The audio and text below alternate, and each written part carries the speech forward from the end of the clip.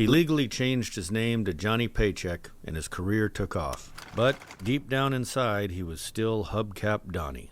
Paycheck was playing with Patsy Cline. Crazy. Paycheck stole Patsy Cline's car. I think that was down in Texas someplace. Big country music park, and he got to drinking. He found her keys, and he just went out and got in her car and took off. And when he get to the gate, they would shut the gate on him. There was only one entrance to it. They said, just let him go, he can't get out.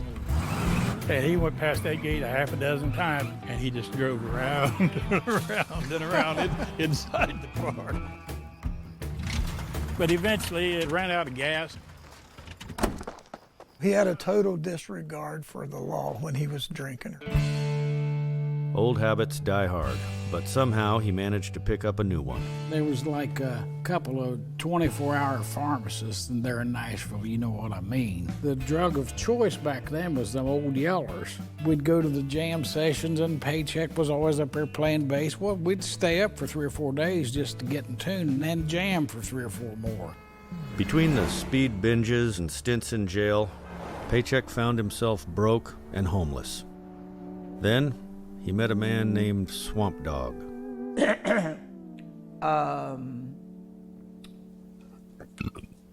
Excuse me. My song, I wrote, Don't Take Her, She's All I Got. Single-handedly put Johnny Paycheck on the map, because he was nowhere near the map. Let me tell you now, friend, don't take her, she's all I've got. Please don't take her love away from me. I'm begging you, friend. That single did a shitload of sales. People were buying the hell out of it. We made a fortune with that motherfucker. But anyway, I digress.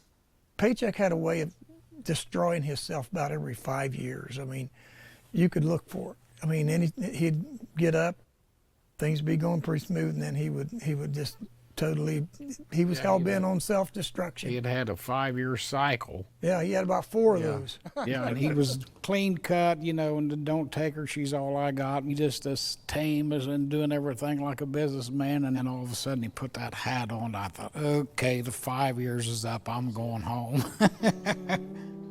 We was in Canada, and Paycheck got drunk and rowdy in the hotel there. So the hotel people called the police on him.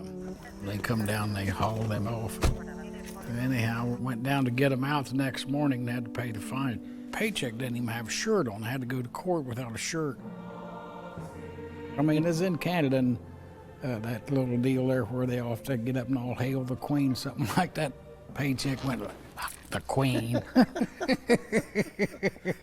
I think Johnny Paycheck was the real deal when it came down to being a gangster, to being a thug. You know, he could have been a Crip very easily.